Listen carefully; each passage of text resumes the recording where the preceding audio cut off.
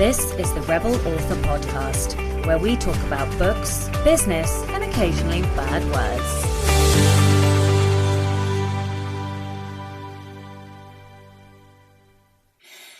Hello, Rebels, and welcome to episode 85 of the Rebel Author Podcast.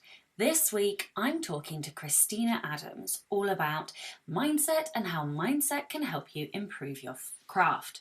But first, to last week's question, which was, do you read graphic novels? And if so, what are your recommendations? So we had Linda, who said, what an amazing episode, Sasha. Loved the intro and your laugh at today's Rebel of the Week, which was definitely all sorts of devious.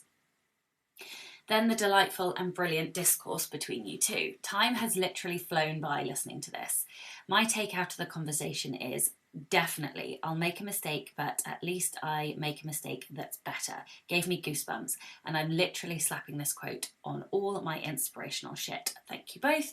Personally, I'm not into graphic novels, but to me, a picture is not worth 1,000 words. Interesting. Cynthia said, if I could afford the artist, I would love to turn my superhero series into a graphic novel.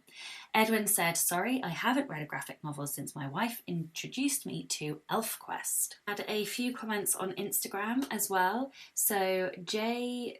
Diaries said, my favourite right now is still the Soulless trilogy of graphic novels based on the Parasol Protectorate novels by Gail Carriger. Oh, interesting. I didn't know she had graphic novels. I have Soulless ready to read on my shelf, so once I've read that, I will check out the graphic novels. Amy, who is at redleafwordserve, said, I haven't read a graphic novel yet, but it's not something I've investigated. And HB Line said, I'm not a huge fan of graphic novels generally. I've read some of the Sandman comics by Neil Gaiman and about half the first of The Walking Dead. I do have a bit of hankering to adapt one of my series into this format though. And one of the other things that I did was do a poll because I was interested to see how many people actually read graphic novels, and so the results were pretty 50-50. So 56% said yes and 44% said not sure that they would. So I found that interesting. I think it's actually higher than I thought it was going to be. I think I assumed that not many people read graphic novels. But yeah, I'm delighted to see that lots of people do. All right, this week's question is, what aspect of mindset do you struggle with most? Perhaps you don't struggle with mindset at all, but I'm interested if there is an aspect of mindset that you struggle with. My book recommendation for the week is The World of Law, Dreadful Places. So I actually listened to this one on audiobook. I try to read about one audiobook a month. I don't always manage it. I have 2 credits at the minute, so I probably need to get reading. But I read this and I thought it was fantastic and sort of somewhat regretted not reading the paperback, only because I think there would have been many things that I underlined. So this book is essentially chock full of locational legends, myths, stories that have been passed down from generation, all to do with things like haunted locations, ghost tales, tales of, I don't know, treacherous cities that were full of bad people and pirates and all kinds of things. So all based on, well, I say truth in air quotes, the truth of the area and the myth and location that it's been built up in. I am not giving this a very good explanation. Hopefully, law, that would be the right word. It's based on local law and includes lots of places. It's mostly America based, but there are a few local law legend type stories from other places as well, like Italy, I think, was one of them.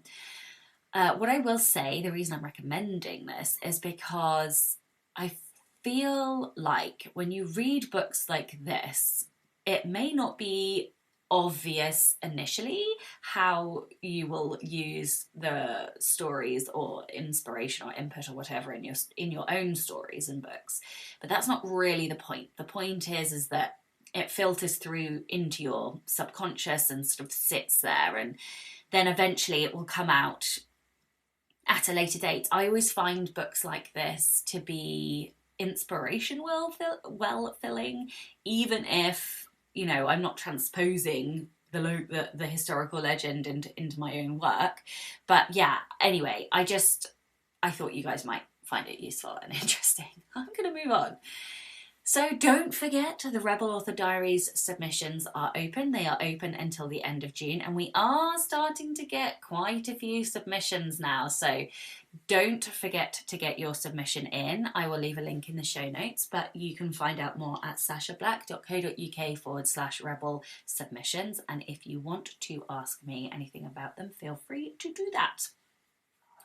In personal update news this week, I have had an exhausting week. So my wife and I, last weekend, it was bank holiday here in the UK, and I managed to source some wood, which my birthday present from her was going to be a wall-to-wall, floor-to-ceiling bookcase. Essentially, I just wanted like a fucking huge, gigantic bookcase.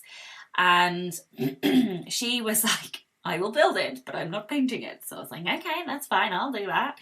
And oh my God, my 30-year-old body does not recover the way my 20-year-old body did. It has taken me until this morning for me to feel human. Like, this is the first day. It is Friday, the 7th of May for listeners in the future. Oh, 2021, of course. And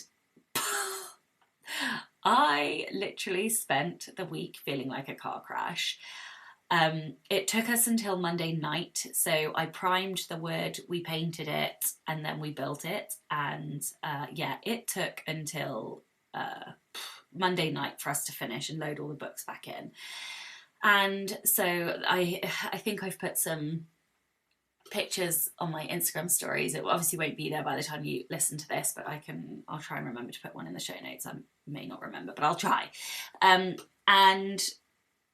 yeah, I absolutely love my new bookcase. Like, I just shoved the books in something of a colour order, and I'll have to do that later when I'm less tired.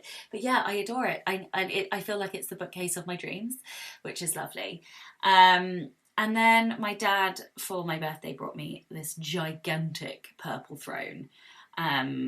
And that happened to arrive this week as well, which was lovely. So now, for an office chair, I have this big Chesterfield purple throne-like chair, and I feel very regal in it, and I'm loving it. And it's actually surprisingly comfy too. So I am thrilled about that. This week I got back in the recording studio and started recording Villains audio, and then I hadn't hit save on the chapter. So let this be a lesson to you guys. I didn't hit save at the start, and my laptop froze and I lost the whole thing. So I am no fucking further forward this week than I was last week with my bloody audiobook, but I am going to try again next week. I've also been having like a few revelations about my fiction, and this is really hard to admit, but I have realised, and I have spoken about it before, and some of the reasons why I faltered with my fiction. But basically I realised that I lost all my confidence with my fiction, and I think that is one of the reasons that I have been struggling to just knock Trey and Sirens over the publishing line. And obviously I have been working on The Scent of Death in the background and drafting that, and I think that is just an excuse because I'm afraid to publish fiction again.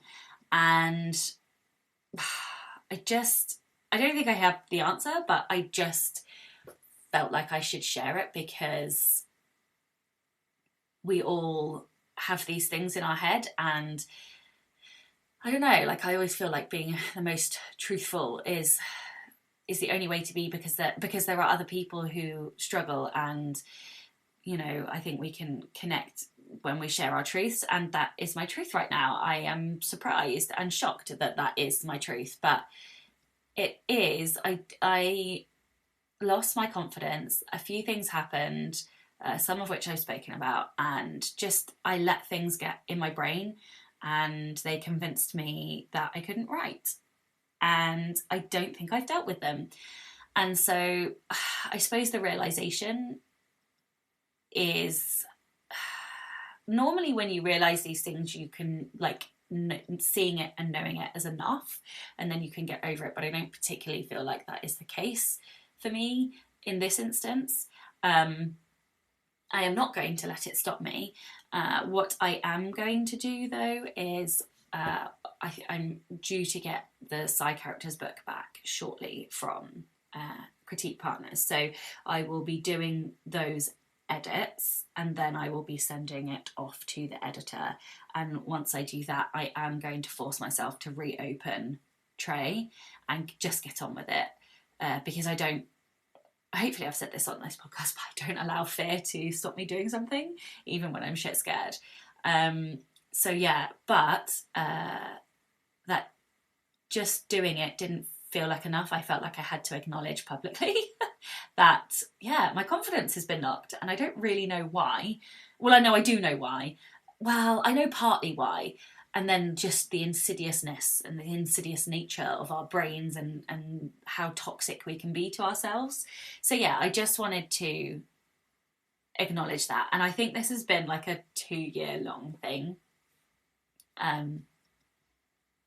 Yeah. Anyway, I don't know. I'm going to think about it some more, and I might have more things to say next week. But yeah, I just had to confess to you guys. Why do I do this to myself? Why am I confessing my inner weirdo stupid brain things? Anyway, what else have I been doing this week? Oh yes, so I have now formatted, I've had the workbook back from the editor, and I have formatted that, so that is almost ready for me to order a proof copy. I just need to work on the back matter.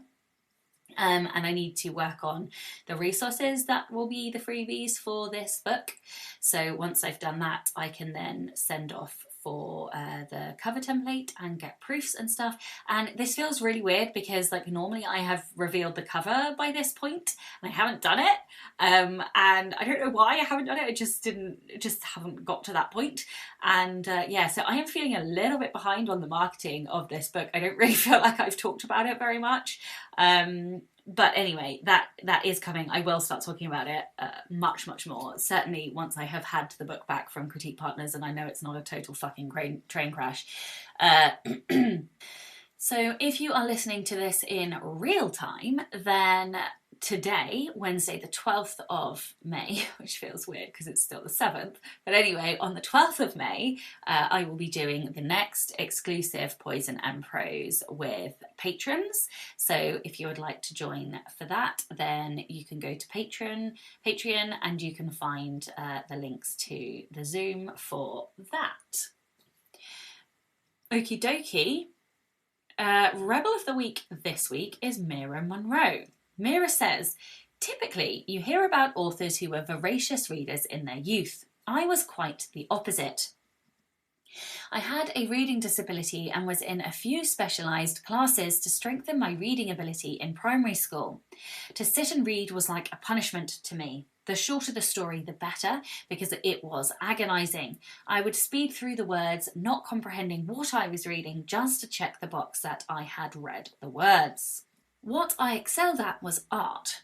I had an art teacher who said art was storytelling. She would invoke our imaginations of what different art said to us, how it made us feel, and what we'd take away from it. That resonated with me, where the various reading specialists and my parents were determined to hit me over the head with practice. At one point, the specialist said I would always be behind and struggle with reading and comprehension. My art teacher gave me the encouragement to discover I was fortunate to have... My art teacher gave me the encouragement to discover I was fortunate to have several art teachers facilitate this, and that continued to manifest in my later years in school too. In college, I took my first creative writing class and loved it. After college is where I fell in love with reading, specifically with what I wanted to read, what moved me, what inspired me, not what I was being told or required to read. Fast forward to my 40s, I published my first novel in 2016 and even won an award for that story. I am finishing up my first series and have plans for several more. The girl with a reading disability from her youth also reads about 50 books a year, and it's her favourite pastime. Moral of my rebel story: there are several different roads to writing. Don't let others define you, and know it's never too late. I love this story so much. I love that you turned what could have been a negative into a positive.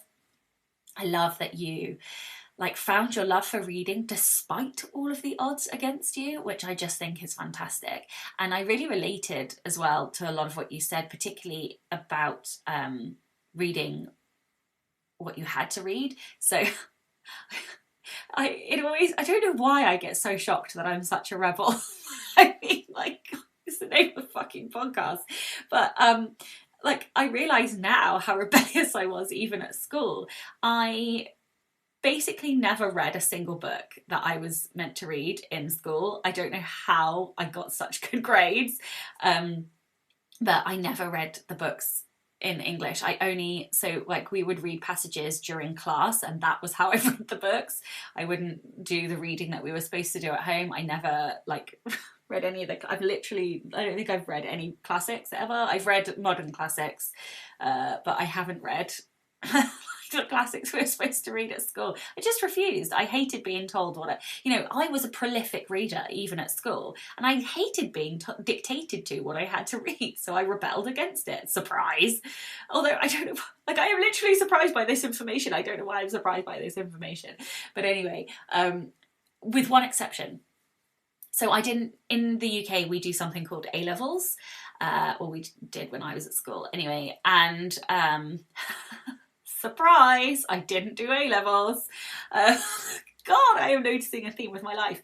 So I did the International Baccalaureate, and there were only I think 8 or 9 of us who did it. It was the guinea pig year, and they were bringing it into our school as a sort of test, and so only kids who excelled across the board could take it.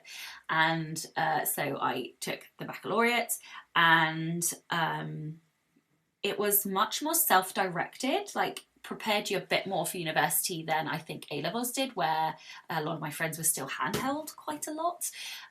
Anyway, and in English, we got to choose the book from a list, which was a lot better in my mind than just being handed a book and told to read it. The only exception to that was Shakespeare, who I loved, although it took me a very long time to understand Shakespeare. Anyway, so I read La Peste, or The Plague in English, by Albert Camus. So like I said, I've read modern classics. And that is the only book that I read from cover to cover and finished in school, because it was one that I chose, which is just the most ridiculous thing. So I read this really morbid book about the plague back in God knows when in France. And I don't know. I think school has it wrong. I really feel like to encourage reading, there should be a list that kids can choose from, as opposed to being dictated to and told you have to read this. I know that would make it super hard for teachers, because obviously if everybody's reading different things, how do you then teach? But I don't know. School nearly killed my love of reading in English, and I'm just grateful that my love was strong enough to get around it. Anyway, so that was a massive tangent, but thank you, Mira Monroe. I'm so tangential today. What's wrong with me? Anyway, if you would like to be a Rebel of the Week, please do send in your story. It can be any kind of rebellion, big, small, or something in between. You can email your rebel story to rebelauthorpodcast@gmail.com, or you can Instagram me at Sasha Black Author. One new patron this week, welcome, and a huge thank you to Shane Miller, and a massive thank you to Janita Kay, who actually edited her pledge up. So thank you so much for that. I really do appreciate your support. You guys help me to not only keep this podcast running, you help to also like pay for my time to do it, and also make me feel like what I'm doing is worthwhile and that you still want it to continue. So thank you for that. And of course that goes for all my existing patrons as well. And if you would like to support the show and get early access to all of the episodes as well as bonus content and joining me for the live Poison and Prose Q&As, then you can from as little as $2 a month by visiting patreon.com/Sasha Black.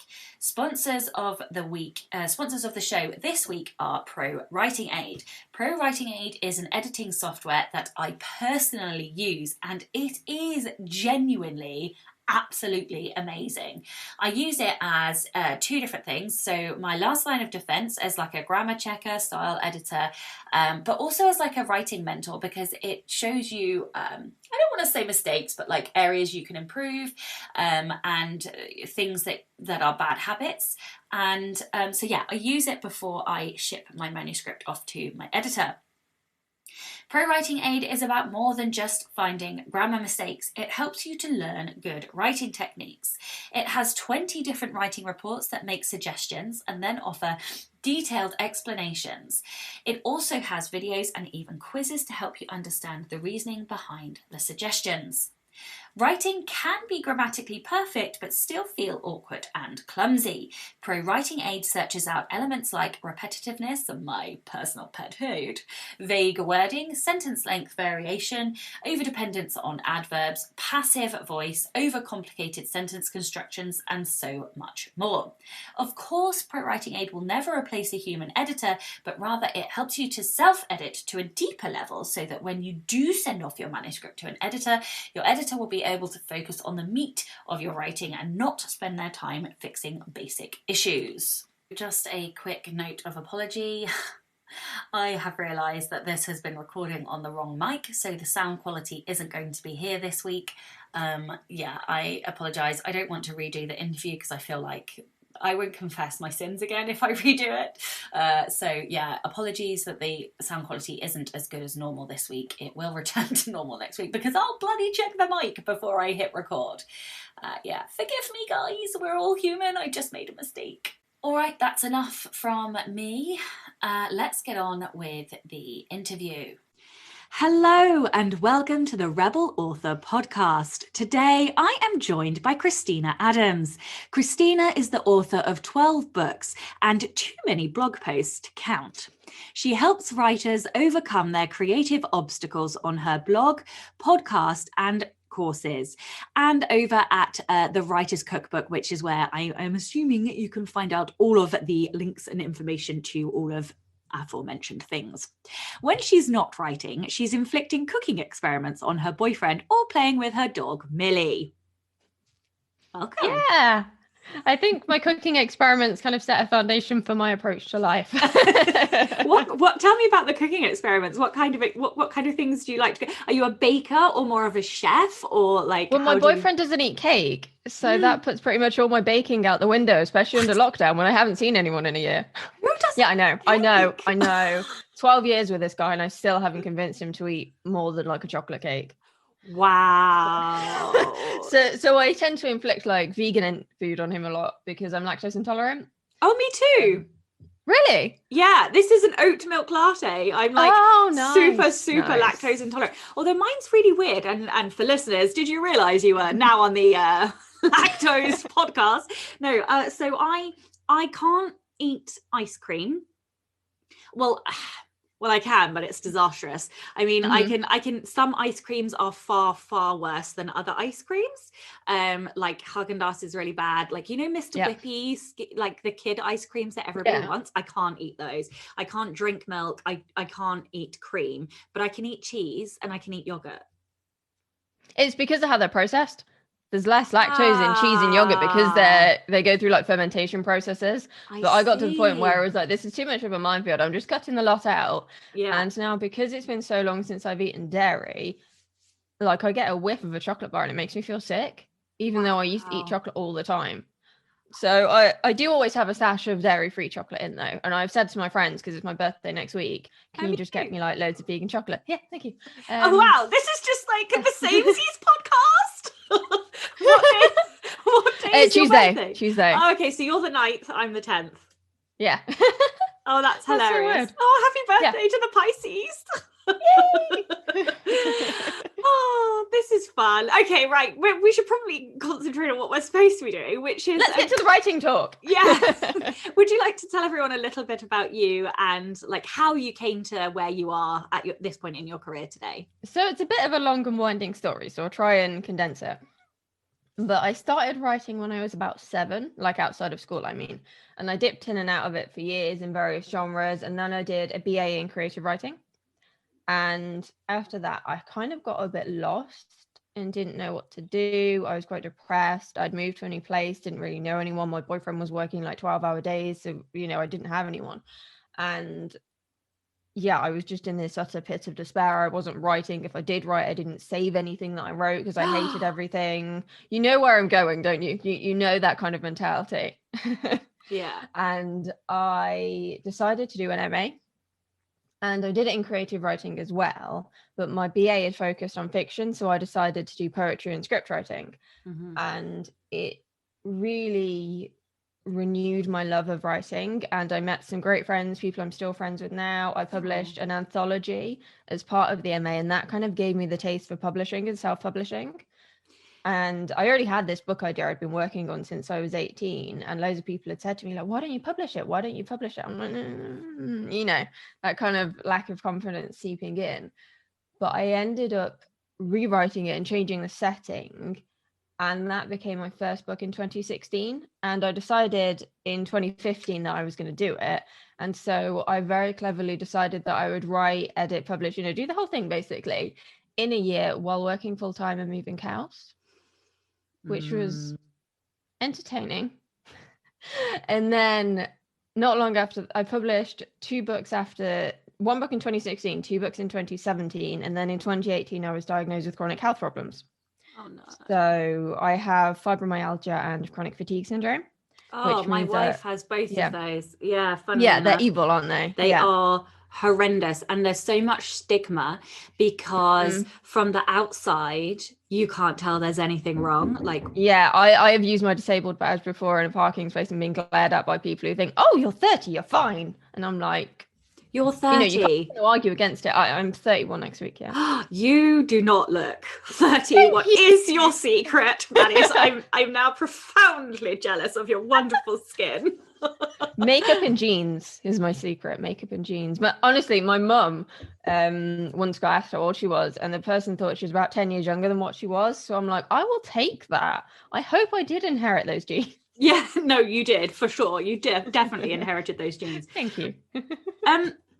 I was trying to think what else I was going to say. Oh yeah, the fibromyalgia. It's bloody awful, and I really like in solidarity because I watch my wife go through just absolute trauma, and then the worst for me is that I can see the changes. Like often her skin color changes, which is like a really weird thing. But if you don't know somebody well, you can't really see that skin, like that pallor change, and so nobody else really realizes, and I'm like, oh no, like we need to go, or whatever. Anyway, so we're going to talk a little bit about mindset, and so I wondered if you could start by telling everybody why mindset is so important for indie authors. Because it's so easy to kind of get stuck and lose track and be disheartened and fall into a pit of self-hatred and self-doubt. And if you don't have the right mindset, those kind of negative approaches will destroy you and mean that you stop writing and you stop publishing before your books have ever really had a chance to find their audience. Do you think mindset is something that you are born with, that you can develop? Are you born with it and it can be developed, or like is it you're stuck with what you've got? Or No, I think everything in life is a skill. I genuinely believe anything, if you want to learn it, can be learned. And, a lot of what I have learned, I'll be honest, has come from my boyfriend, because he has a very different approach to life than I do. And his ambition and his drive really inspires me. And I did come from a very different background, where it was a little bit more everything is black and white and you are right all the time, and you have to dig your heels in when someone tells you that you're wrong and you could do something better or a different way. Whereas my boyfriend is a software developer, and he's like, okay, what's your thoughts on this? What can I learn from this approach? What can I do differently next time? How can I do things better? And that approach lends you much more to growing as a person, as a writer, as a publisher, in any aspect of your life, compared to if you're like, I am right, I will always be right.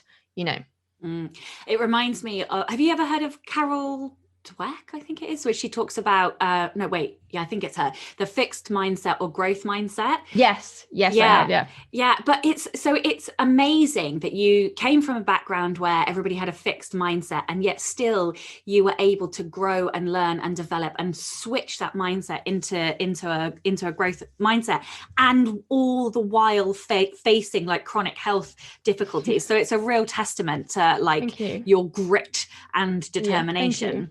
There was one book that really changed things for me, and I read it after I published my first book in the summer of 2016, and it's Black Box Thinking by Matthew Syed. Oh yes, I do. Yes, I have got it. It's a red. I was like, it's a red book. I'm so weird. All I know books not by their titles but by their color or like what they've got on the cover, because I'm really visual. So I'm like, oh yeah, it looks so cool. Thanks. I was like, oh yeah, that's the red book. I'm so weird. Anyway, all right. So what do you think are the most common mindset mistakes that writers make, like in particular while like maybe trying to improve their mindset? I think one of the big ones is they try and go from like writing 0 words to wanting to write like 5,000 words a day. And then when they don't do it, they think it's a sign that they'll always be shit, or they'll never be able to do it. And it's like, well, it's a skill, and if you haven't done it for a little bit, you find it more difficult. I drove to the dentist the other day, and it's the first time I've driven it like that far in I don't even know how long, and it was so weird driving again. I was like, where is the gear? What do I do with the accelerator? And it's exactly the same thing when you haven't been writing thousands and thousands of words for a day. You've got to train yourself back into doing that. Even when I've taken a break to focus on editing for a few months, I have to ease myself back into being able to write that many words a day. And it's totally possible, but it's a skill that you have to build and rebuild. It's not a magical thing. And it's about, when you're trying to make changes to your writing process, doing it slowly, not going from 1 to 1,000. You go 1 to 10 or whatever first, and build yourself up to become more and more productive, and also more comfortable and more talented in what you're doing. Yeah, I have this like on-running battle with, so I host another podcast called the Next Level Authors podcast, and Dan, my co-host, is a fucking machine when it comes to writing. And he can easily pump out 8K days, and not just like once like I could and then not write for like 2 weeks because I was exhausted, but he can do it like day after day after day, which is amazing. But he's very much of the mindset that anybody can do it, that you just have to grow and learn and build up to it. And I'm like, no.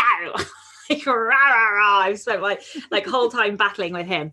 And so I like participated in a challenge and wrote like over 5K, which I'd never done before in a day. And that was proof to me that if I just, adjusted my mindset, I probably could do it. Now the thing is, I know that like one of my, I don't know if have you heard of Becca Syme? I don't think so. Okay, so she talks about strengths and like Clifton Strengths, which is like a psychological assessment, a bit like the Myers-Briggs. I'm sure you've heard of that. Anyway, and one of my, just outside of my top 10 is intellection, which means that you need time to think and percolate. So whilst I have learnt that I can hit those word counts, I can't hit them day after day after day because I need time to just allow my brain to think. So like I would have to like work that into something that like sprint hard and fast, but also then like give myself that percolation time. So I suppose it's like I don't know what I'm trying to say. I think is that it's it's a process of forcing yourself to have self-belief, and also finding a process that works for you that may not be identical to anybody else. Precisely. Does that make sense? Yeah. Yeah, it totally makes sense. Yeah. What are the common roadblocks that writers come across, or maybe that you came across when trying to like build up this positive, like mindset? What are common roadblocks that people face? It actually ties into what we've just been discussing, and it's something I've faced. It's something that I've seen other writers face at various stages, and people assume once you go full time that, it's a magic solution and suddenly you can write all these words and stuff, but it's a lot harder to do when you're relying on your books to pay the bills, and that's motivation. Staying motivated and maintaining that momentum for an indefinite period of time to keep going, to write, to edit, to do your marketing, all of that, it can be really challenging sometimes, particularly if you wake up in the morning and you're like, no, I'm not in the mood today.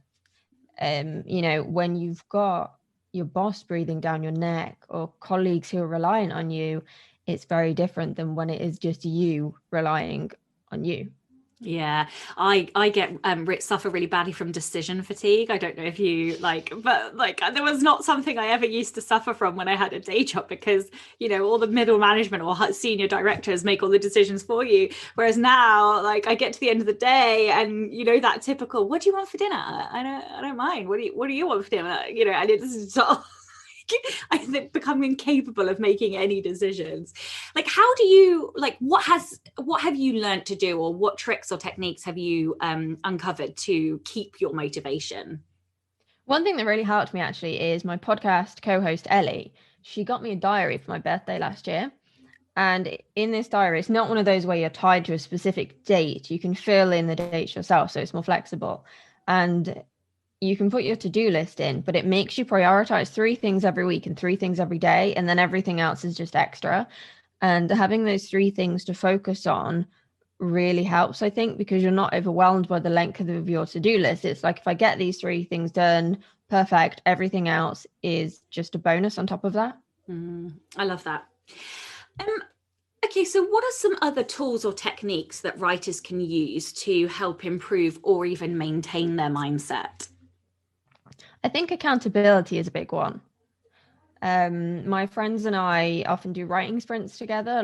We'll hop onto Zoom and we'll set a timer for half an hour, 45 minutes, and then we'll sit and write. And having someone see you and know if you're not writing, it does kind of, I hasten to say, add to the pressure, but it's also the fact that you're doing it as a group and everyone is in the same boat and everyone is supporting each other. And I never used to like writing around other people. I was very much, I need to be in my own bunker writing. But I think lockdown has really changed that for me, because it's a reason to hang out with people I actually like. Yeah. No, it's funny. I was going to ask you, has this changed since lockdown? Because and that's something that I do now as well, and I never did before. And before it was just that blissful silence of being on your own, but then I suppose we then got to see more people outside of your core working hours. But now, because we don't, I literally sit on Zoom almost all fucking day, with different people. I have different groups that I sprint with. Some I sprint in the morning, some I'm in the afternoon, some, or whatever. But yeah, I love that. And I also agree, because it's really, really obvious if you pick up your phone when you're not supposed to be picking up your phone. So I love that. And exactly. And it's nice. Go on. It's nice to catch up at the end, oh, how much did you write? What did you do? What did you discover? Yeah. Are you an introvert? Oh yeah, totally. Okay, so talk to the introverts then. For those people who might think that this sounds absolutely horrific because, oh my God, people on screen, how convince them, I suppose, is what I'm saying, because I love it too.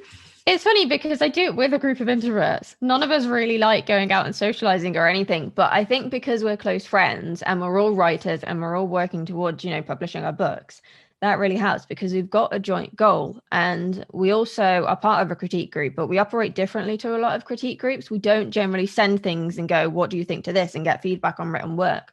We troubleshoot the plots and the characters to fill in the gaps and look for holes before we start writing, or when we're editing or something. So that, we've got different perspectives, because we all write slightly different genres and slightly different audiences, but there's enough of an overlap where we understand. And having that support network really helps you stay motivated, because people understand what you're going through and they can pick you up when you're starting to lag. And having people you can lean on who really, really understand the situation that you're in is invaluable, and it's rare as well. Yeah, I agree. I think my like core group of writing friends, I literally would not have got through the last year, because they support on so many levels, not only like that troubleshooting or like talking through your plot or whatever, but also just being a muted face on the screen just so that you can sprint. Or then also that personal side as well, you know, like I used to work in the house by myself. Like I never had anyone in my house, and now my wife is here every single day. Like sometimes I just need to tell somebody else about that, you know. And so I think having that network is just invaluable. I think there are a shitload of myths in the community, and some of those myths can really damage a writer's mindset. So what do you think some of the biggest myths are that are damaging to an author's mindset, and and what is the truth, or how can writers get over those myths? One I've certainly noticed is the kind of that everyone knows what they're doing thing. I remember my previous job, I went for an interview and I can't remember what I said, but the CEO of the company was within the interview, and you know, this was his third startup, and he said no one knows what they're doing, everyone is making it up as they go along. And that was a real pivotal moment for me, because it reminded me, you know, this guy who has got considerably more money than me and is older than me and has done more stuff than me still doesn't know what he's doing. And I found that really reassuring. Just knowing that everyone is making it up as they go along, because I have people come to me and they're like, I don't know where to start. And it's like, it's not about where you start, it's about just starting. It doesn't matter, you can start in the middle. I quite often start writing my books in the middle. You know, I quite often start researching something halfway through, like, you know, and it doesn't matter, just start. I think that's so true. And I think it helps to put everybody on the same level. It doesn't really matter like whether you're, you know, one of the most, if you're a 7-figure indie author or you're like a 2-figure indie author, everybody doesn't know like what it is that will, or no, that's not what I'm trying to say. What I'm trying to say is you only know what you know.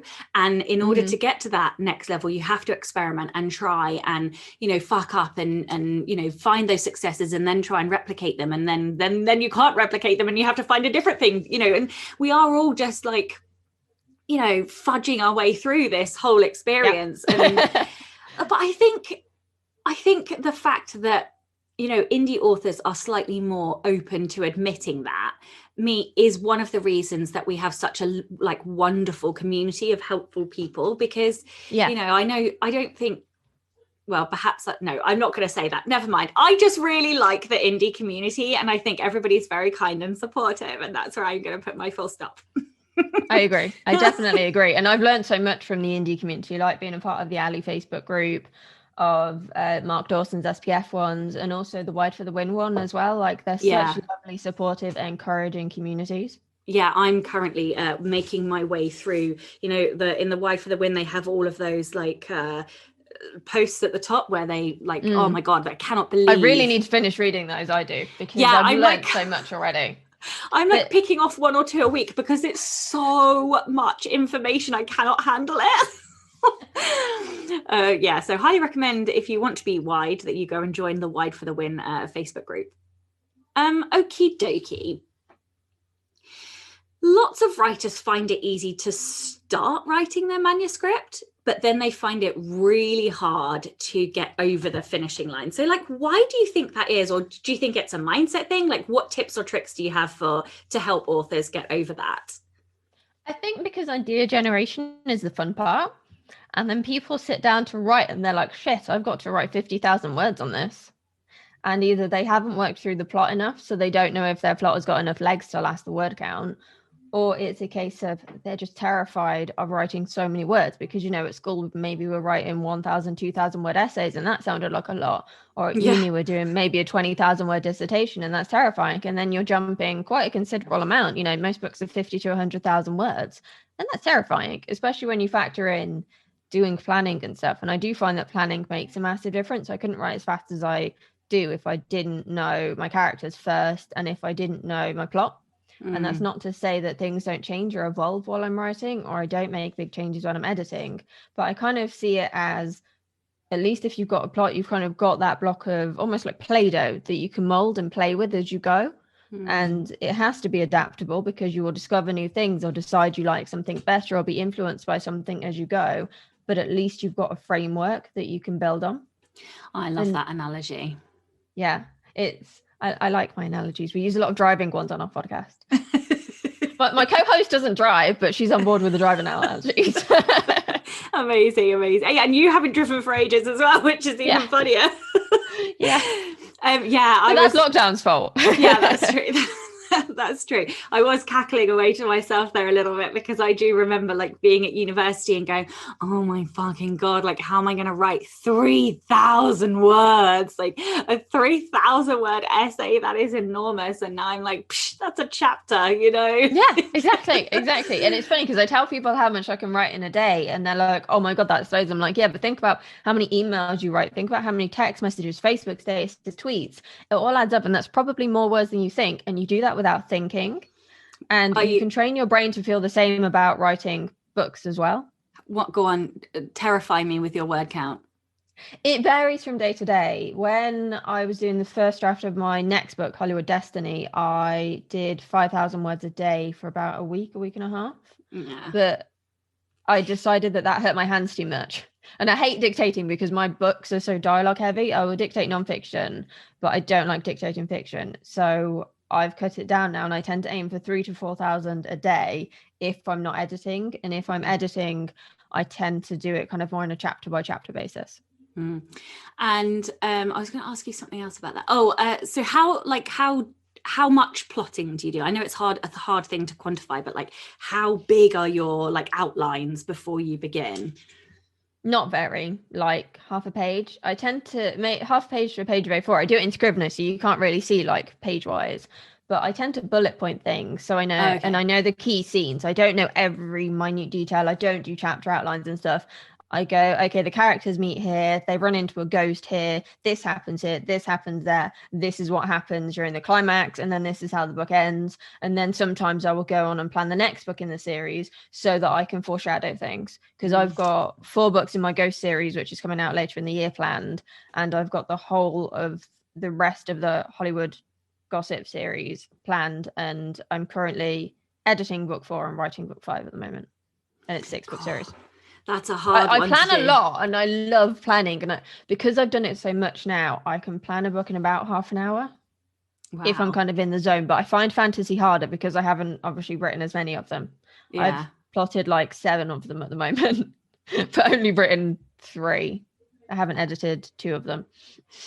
So it could be awful. I love learning about people's like processes, because they're always so different. You know, and I know people who write like 30k outlines, and people like me. No, I go mad. I would hate that. I really, mine started out as post-it notes, and it eventually just segued into bullet points because I was much more confident doing it. But for a while, I found post-it notes really helpful because I could visualize it and spot where the gaps were and stuff, and I could plan out like the peaks and troughs in the story. So if something got too slow, I could move things around, and that really helped. But I stopped doing that, I think 2 or 3 books ago. And, you know, I just kind of had an idea for a plot and started like bullet pointing things, and then it just turned into the entire plot had formed a little bit later.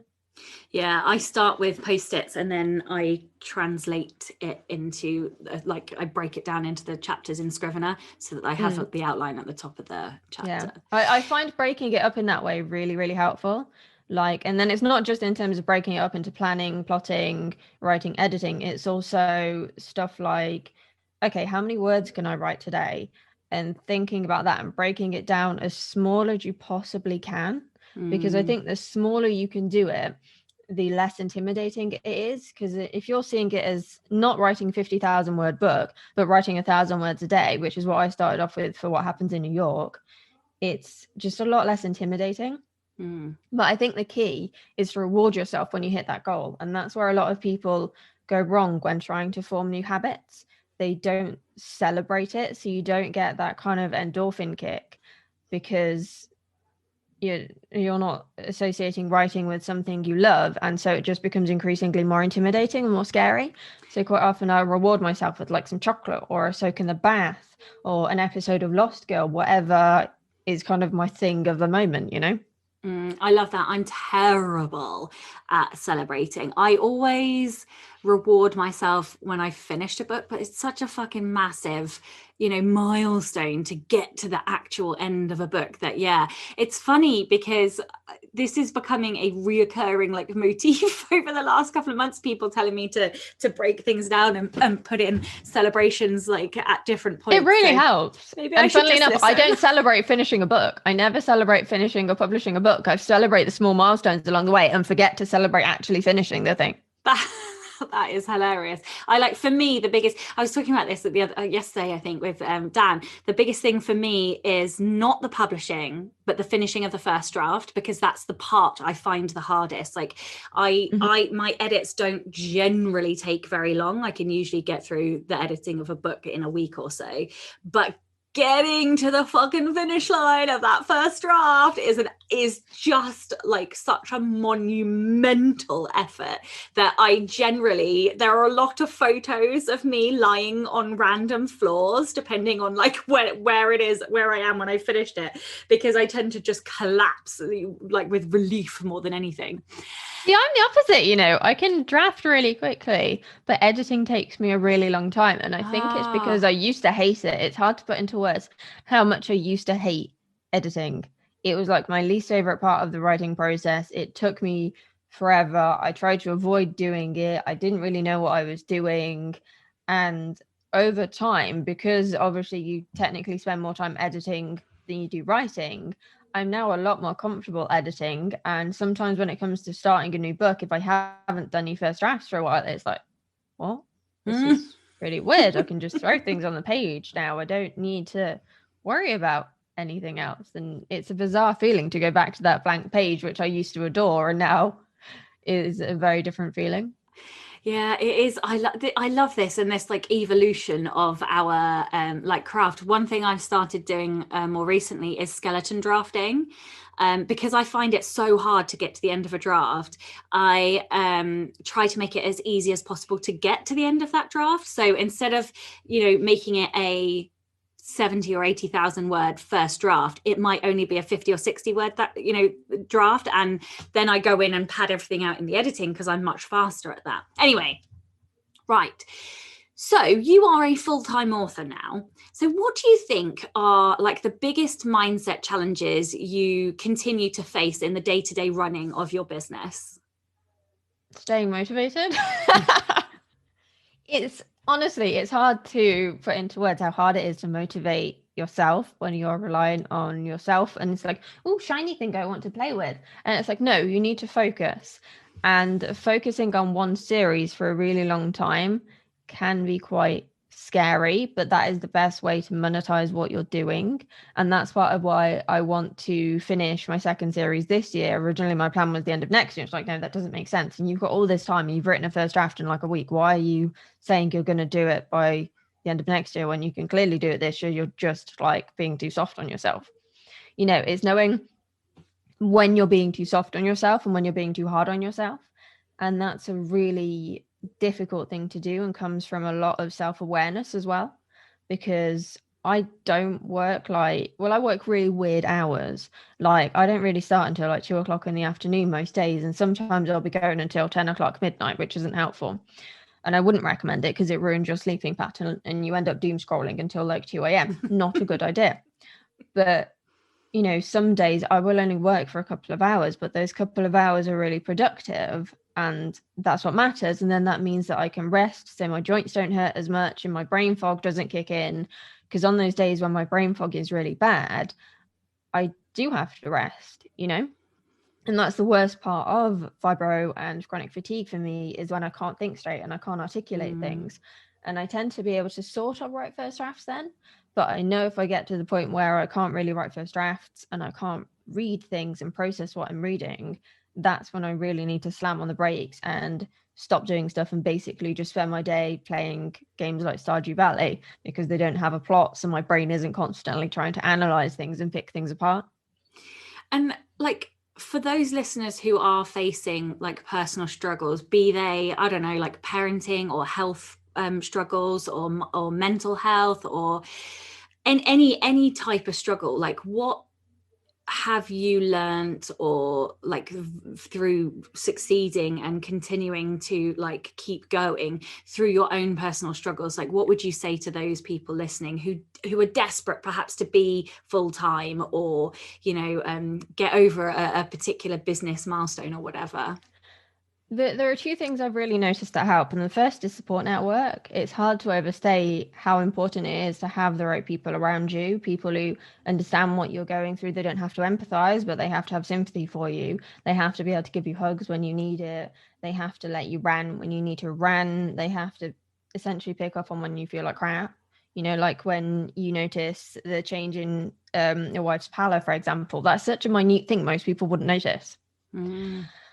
And the other thing I've noticed, and a lot of people aren't going to like this, most people have internal barriers that they are not aware of. They've buried them so deep and so subconsciously that they don't know it's holding them back. And I have friends who have done exercises to help with this kind of thing, who have insisted that there isn't, they've worked through all their issues, and they do one exercise and they go, oh my God, how was I functioning with all of this in my head? And everyone has them, but so many people, because they manage to do the day-to-day, they assume they're fine. But actually, it's about being more than fine. Fine is just, it's okay, it's boring, but don't you want to exceed? Don't you want to excel? Don't you want to be brilliant? But getting over those kind of mental roadblocks, which can often be very deep-rooted trauma, not necessarily one instance of trauma, but could be like a sequence of things that build up and beat you over the head repeatedly, which can sometimes be even worse because they are so small, they seem insignificant until you analyze them. It's terrifying, but it makes a massive difference.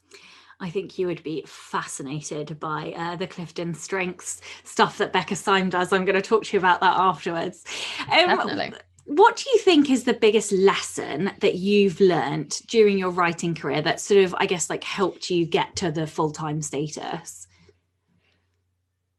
Ooh, that's a tough one. I think for me, it is focusing on one series, but also focusing in general, being able to focus during writing sessions and not talking to people and not doing 6 other things while you're trying to write. Writing time is sacred and should be treated as such, but also not trying to do a million things and be a million different things to a million different people. I apologize if you can hear the dog barking. It's all right. Usually they get the cat scratching, so don't worry. I think there's a delivery at the door. Yeah. Because we don't need a doorbell, we have the dog. Yeah. No, I think it is just being able to focus and motivate yourself, and also be able to see that you've got these roadblocks and work through them. And that is the hardest thing. And so I think what can stop a lot of people is that fear, because we can be afraid of the very thing we want the most, just as much as we are of not achieving it. Yeah, I think that is so very true. And it's also really, really fucking difficult to like self-improve anyway. Like it's a hard thing to accept that you have flaws and that you have to be the one to take the action to rectify the thing that is like holding you back. It is a hard pill to swallow. Yeah, I used to know someone who would like read endless streams of self-improvement books, but she didn't implement any of the learnings and she couldn't understand why nothing would change. Yeah. And I'll be honest, like the thing that changed my life the most, I don't know if you've heard of it, is called expressive writing. Is it like free writing? It's a bit like that, but it's like that on steroids. Okay. So you write without a filter, like you do in free writing, but you focus on a particular event, a particular person, a particular situation, whatever. And then you write about how it makes you feel, not what happened, but how it made you feel. So it's kind of like extreme journal writing, because in my head, journal writing is writing what happened and not thinking about emotions. But it is a way of offloading your emotions and exploring those deep, dark crevices of your mind that most people, as I said, are very, very afraid of. But exploring those deep, dark crevices helps you get over these internal barriers. And I found that some of the people I've helped with this have actually gone on to write better characters because they're not afraid to go to those really evil places that their characters go to. It's funny, as you were talking, I was like, oh, this is a kind of like an exercise that I do with like trying to get to know my characters, and, you know, asking them to talk about, and you like, it's, I'm going to sound like an absolute psycho, but you sort of say to them, you know, an open-ended question, tell me about that event in your past, and then you just let them talk, but in their own voice, and about like the pain and the hurt or the jealousy or whatever it is, and, you know, how it made them feel and what the result was. And it is amazing like how much deeper you can get with a character if you just like do allow them to do that expressive writing. I love that, and I hope that listeners take that little nugget. And I'd highly recommend it. I really would. It's one of those people go, oh, I don't need to do this. I've dealt with everything. I'm like, pick a person and just write about them, and they're like, oh my god, because everyone has that one person that just grates on them somehow, and people feel ashamed of that, and it's like, because you're ashamed, you're bottling it up, but then it makes you feel worse, and it becomes this kind of vicious cycle. Yeah, or the person that got away, or the person that hurt them the most, or the person, like, I love that. I love this. I might have to go and do this and then burn it so nobody can ever find it. yeah, that's the key thing. You have to destroy it at the end. Yeah. So I type because I can type infinitely faster than I can write by hand. And then like closing the X at the end, deeply satisfying. Or maybe you want to set it on fire somewhere safe, or rip it into tiny little pieces, but you have to destroy it, because the point is you're not writing it to be read. You are writing it to kind of offload in the same way you would in a therapy session. But for some people, they're more comfortable writing it than speaking it aloud, or because it's more internal, you're going to find things more than if you're just, you know, talking to a counselor. That's a fantastic tip. And it's also a great segue, because you have written a book on creating good characters, and I am currently writing a book on side characters. So tell me, in your opinion, how do you create good side characters? I think it depends on their role in the story. Certainly for me, I have a cast of characters in my head before I have a story. They're just like there, and they won't go away until I give them a story. So then the side characters tend to form around the role they serve in that story. And in my third series, I had this family that were being haunted. And there was initially 5 of them. There was the mum, the dad, the oldest son, the middle child, and then the younger daughter. And as I was planning it, I was like, what is the purpose of this middle child? What is she doing? And I knew her name before I knew anyone else's. But it's like, she's not serving a role in the story, and there's already a lot of characters, and I'm going to have to cut this character I don't want to cut. So I think for me, it is about their role in the story and finding ways to, yes, give them a role in the story, so they're not just there as, you know, for the sake of it, but also finding ways to flesh them out around that, like giving them interesting hobbies, or maybe they've got an interesting hair color. For example, like one of my upcoming characters, she's got red and black checkerboard hair. You know, giving them just something to show that they have a story outside of your story, even if it's not something that warrants its own book. Yeah, I love that. Okay, this is the Rebel Author Podcast. So tell everyone about a time you unleashed your inner rebel. I was told not to publish my third book.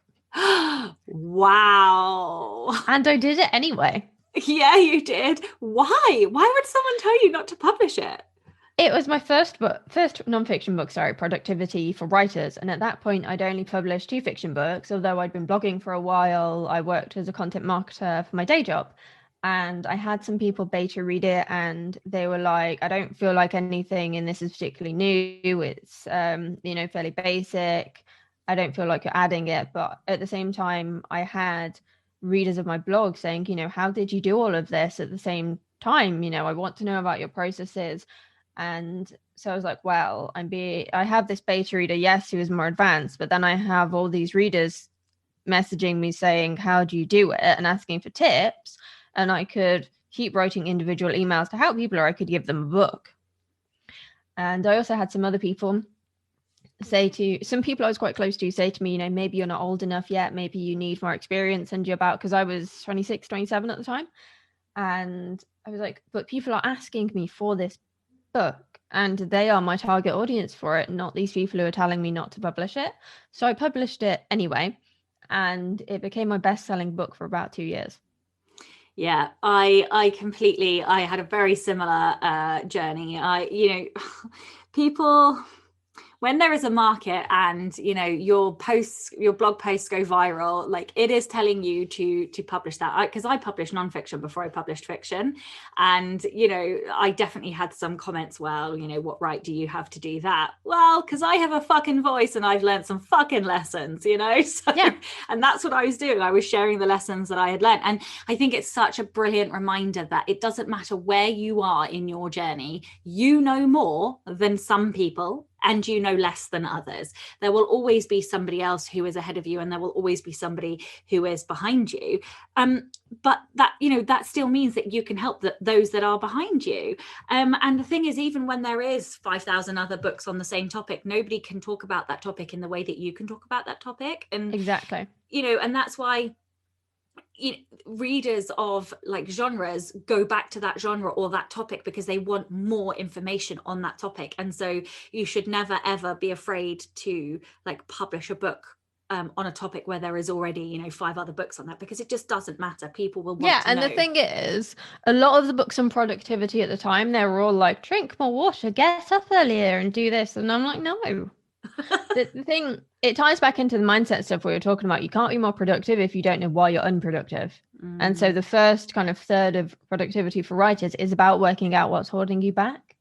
And it's stuff people don't want to talk about. Maybe they are depressed and they don't know they're depressed. Maybe they're anxious and they don't know they are. Maybe they've got a crappy support network and they don't want to admit it. Maybe they are prioritizing watching too many episodes of Lost Girl instead of actually writing. I'm rewatching Lost Girl. I don't know if you can tell. Yeah, I can tell. I love this, and I love how much of a rebel you are as well, because I don't know if you realize how much of a rebel you are, but even like your tone, everything that you embody and that you say is super rebellious. So it's been an absolute pleasure talking to you.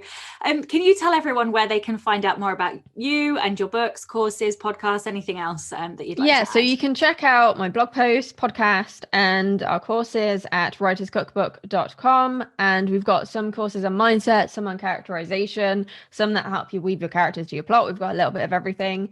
And you can check out more about my books at KristinaAdamsAuthor.com. And that's where you can find out about all my series, the stuff that is out now and the stuff that's in progress, and more about my nonfiction. And if you want to drop me a message, my Facebook page is Kristina Adams Author, and I'm on Facebook a lot. Amazing. Well, thank you so much for your time today.